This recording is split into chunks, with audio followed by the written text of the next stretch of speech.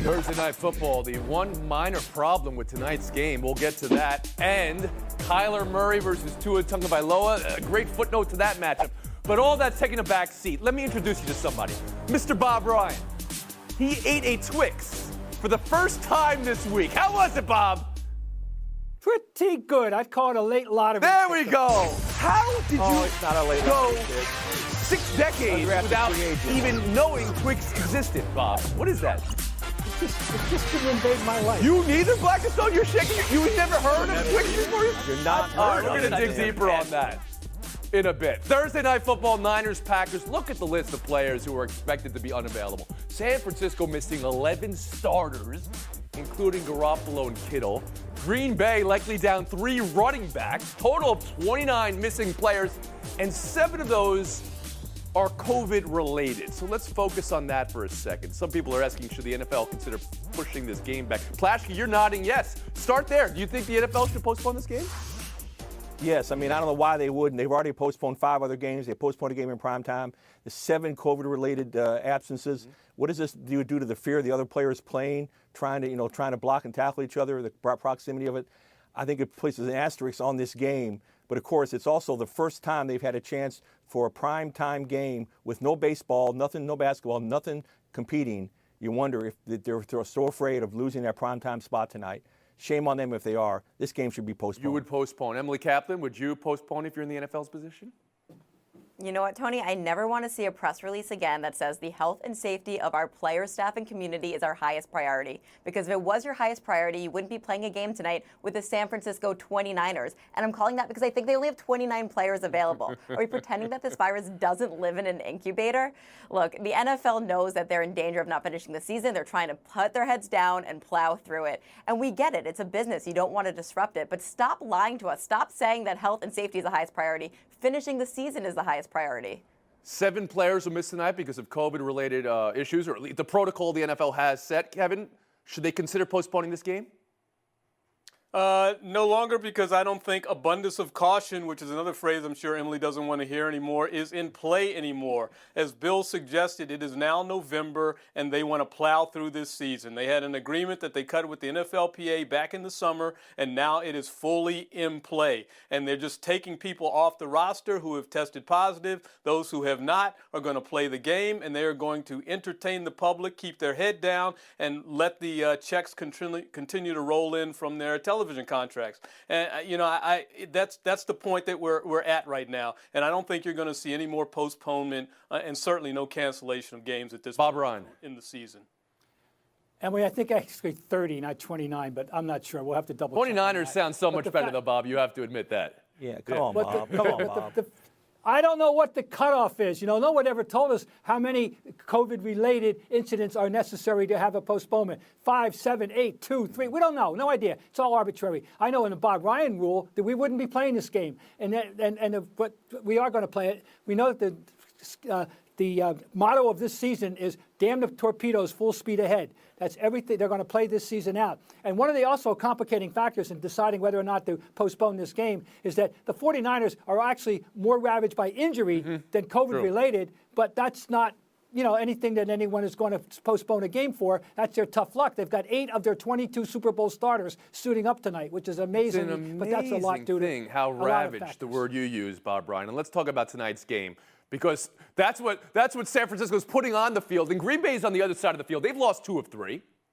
Their offense, has been up and down a little bit in those 2 or 3s, and they didn't make a move at the trade deadline, to the chagrin of some Packers fans. What do you need to see from Green Bay tonight against this San Francisco roster, Bill Plaschke? It's got to be a blowout. I mean, everything's going the Packers' way. Do they have Aaron Rodgers? Yes. Do they have Devontae Adams? Yes. Mm-hmm. They've got enough against a 49er team that's can barely field a team. Coming off two bad, especially the bad loss to Minnesota, the 49er defense, the Packer defense has to show itself. Packers win easily tonight. Do they even have enough, though? Do they have a running back? I mean, that's the question I would ask about Green Bay. Emily Kaplan. Do they need a running back? What do you need to see from the Packers?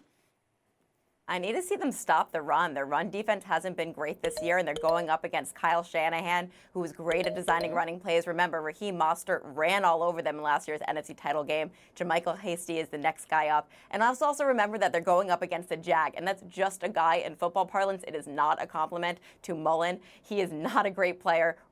Stopping the run is a very, very key part of them winning this game. Kevin Blackstone? This is all about Aaron Rodgers, who quietly as is kept is having another Aaron Rodgers type season. You think it's been quiet? You don't think people are talking about Aaron Rodgers?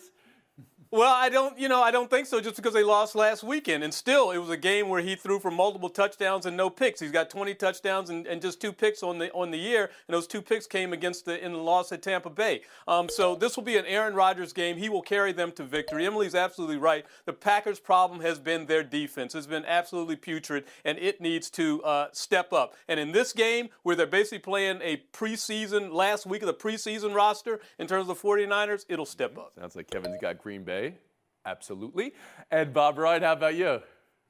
However they do it, this is a game which is a gift from heaven. This is a game that has been placed on the schedule in the circumstances that if they must take advantage of. They'll be laughed out of the league if they don't take advantage of this thing tonight. And I think Rodgers will. Rodgers has had the horrible game of the season already in the rearview mirror. He had a bounce-back week last week. They've got enough left. They've got to go out and do it, and they've got to do it by at least, I'd say, 17 to 24 points. Bill Plaschke, something you want to add? My only concern is that do I start Aaron Jones on my fantasy team? I don't know. I'm not going to know till game time. Thank you for bringing that up. It's all about me. Yeah. That's my concern. Know what that gets you? Thank you.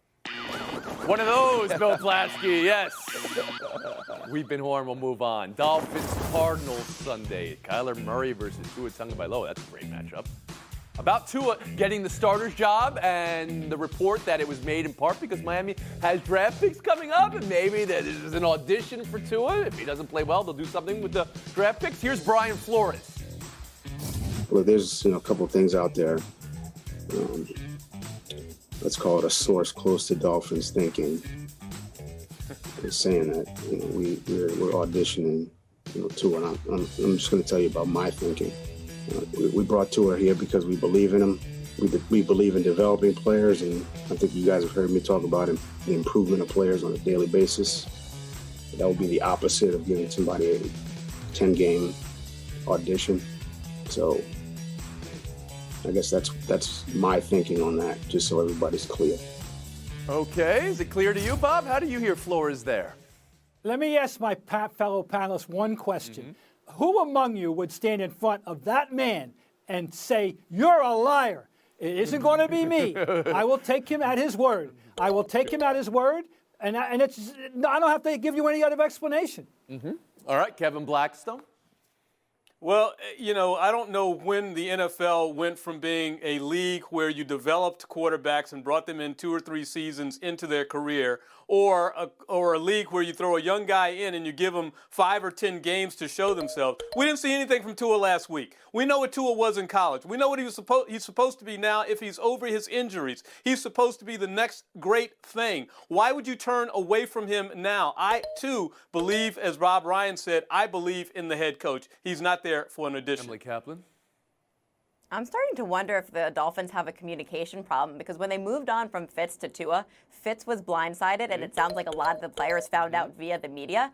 Same here. It almost sounded like Brian Flores wasn't talking to us, but he was talking to his players, saying, stay the course. Because imagine how confusing it must be if you're a player, you're in the division hunt, and all of a sudden you hear that management is using the season to evaluate the quarterback. Look, I think there's a lot going on behind the scenes, and I'm not sure that we, the media and fans, deserve to know, but the players are owed transparency, and I really hope they're getting it. And Bill Plaschke. Bob, I won't jump in front of him and call him a liar, but I will say you're not the one making the decision. He's not the one drafting. He's not the one who runs the audition. That's done by the front office. And clearly, it's an audition. Come on, the Dolphins have a chance to make the postseason. They're 5-3. They have the league's best defense, and you're going to go with a quarterback who hadn't played in over a year and who played marginally okay, just barely okay in his first game. No, I mean, they were clearly auditioning him to see if they can get the Houston's #1 pick and turn that into a quarterback. I think you gave him an extra win there, 4-3 right now, though. We've been going through the standings all week. in the AFC East. They have the best point differential by a wide margin. Bob, the idea that you would be auditioning your first-round pick from this year right now, how does that strike you? It strikes me as incongruous. I don't believe it for a second. Here's a team that has a chance to win the division, go to the playoffs.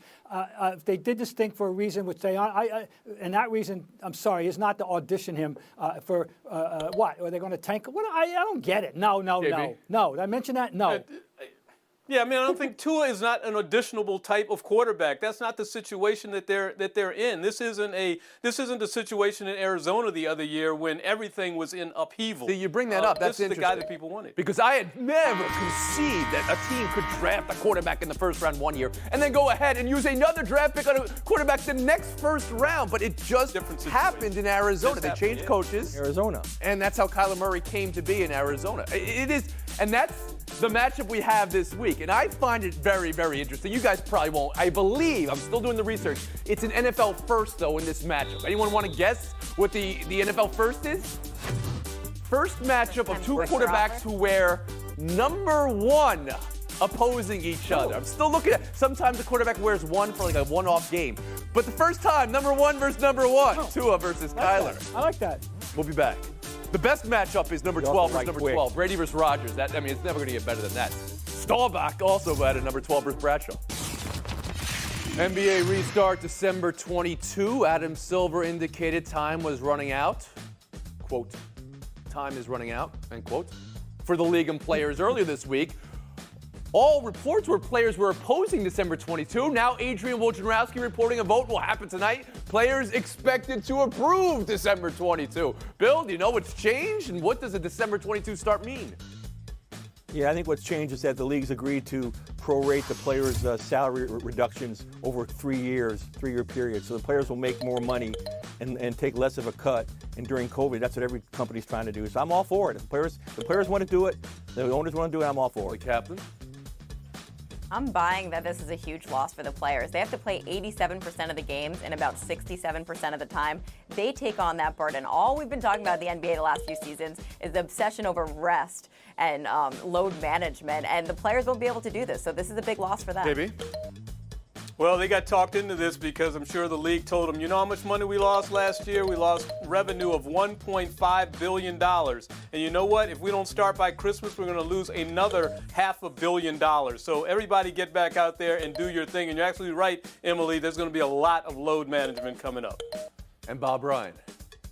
Well, I don't know to what extent. I want less load management. If you're talking about 30 minutes a night for a LeBron, fine, that's okay, but not sitting home. Don't want to hear about that nonsense. No.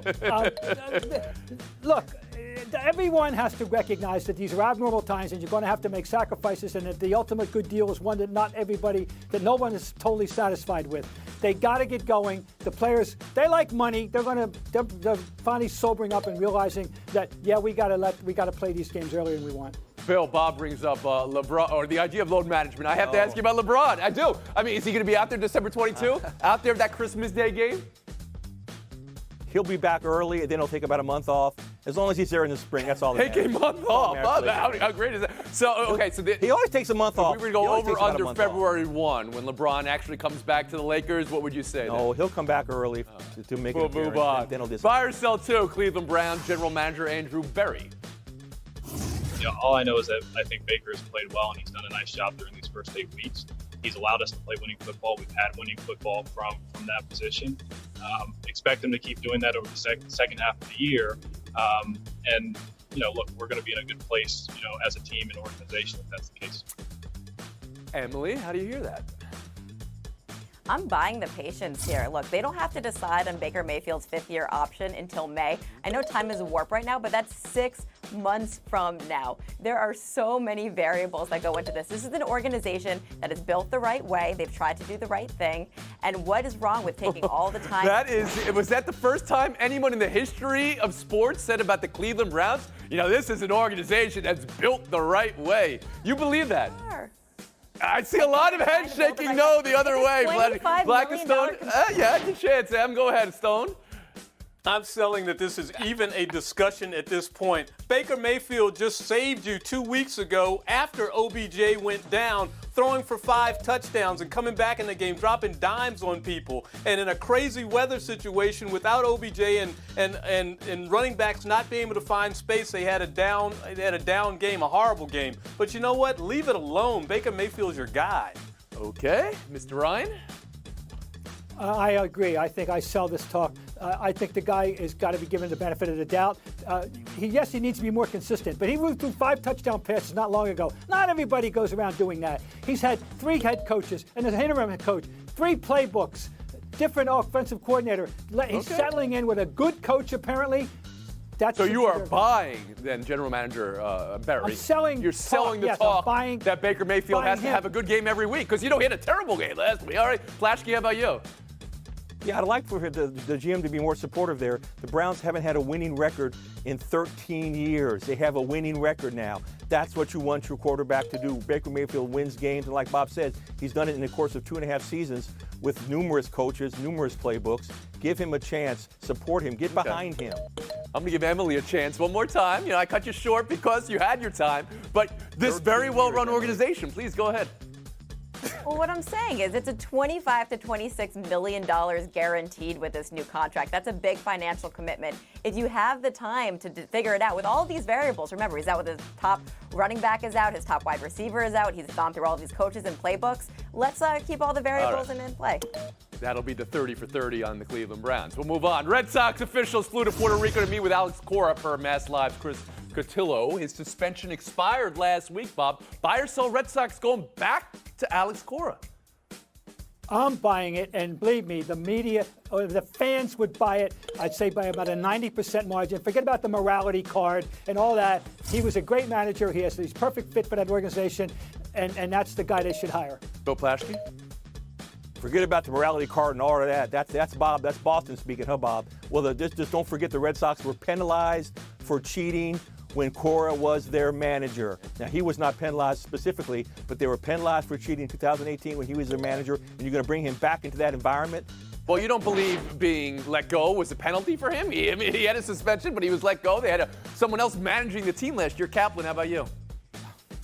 I'm buying that if AJ Hinch gets another chance, so should Cora. I'm buying that the fans deserve this. Remember, they've just watched Mookie Betts shine in the postseason. I'm also buying that it's probably happening. This is a PR-conscious organization. The only reason there's other candidates being mentioned is just, out of courtesy. This is his job, and he's going to get it. Yeah, I look at it as a 1-year suspension. That's what he got. Look, Sean Payton, right, had to suffer a similar sort of thing with the Saints. He comes back to the team. Same situation for me in this sense. Plaschke and Ryan, the first to go. I'm surprised at you, the Bob. wrapper there. It's so like a Twix, right? I mean, you have a situation there with Plaschke. More time to eat Twix. Now you get that reference, Overblown. Bob. Finally get that reference. Overblown. Stick around, Bob. We're going to have to get to the bottom of this Twix conversation. That's Three Musketeers. in a bit. Showdown next. Kaplan, Blackistone.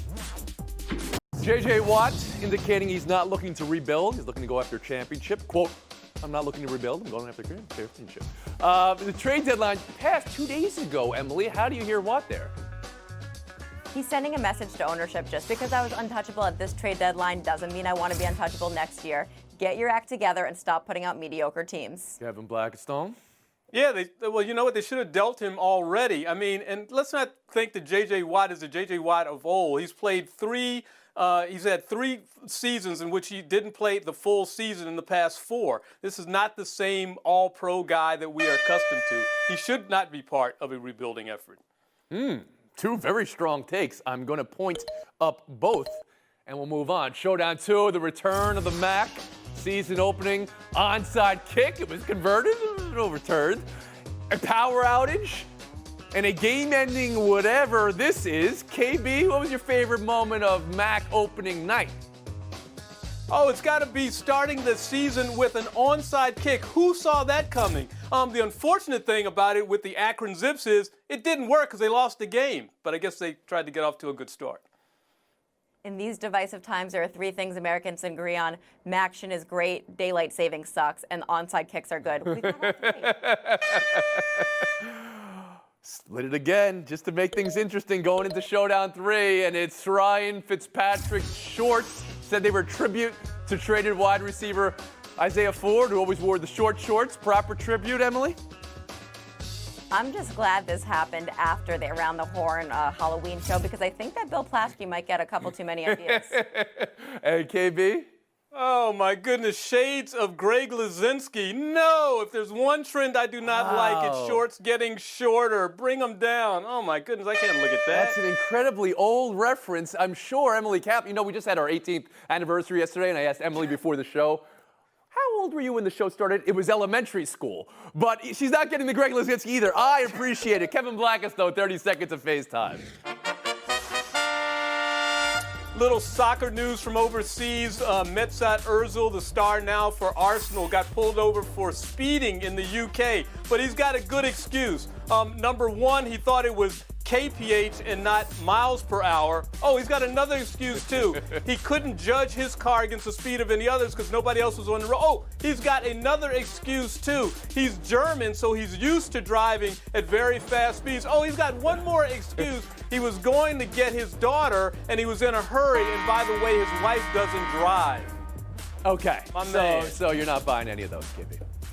All right, thank you. Go Arsenal. Bob, I know I said I wanted to get to the bottom of Twix, but I actually want to spend time here on something else. Today is a hard day for many in our family at this network, just as it is for many around this country.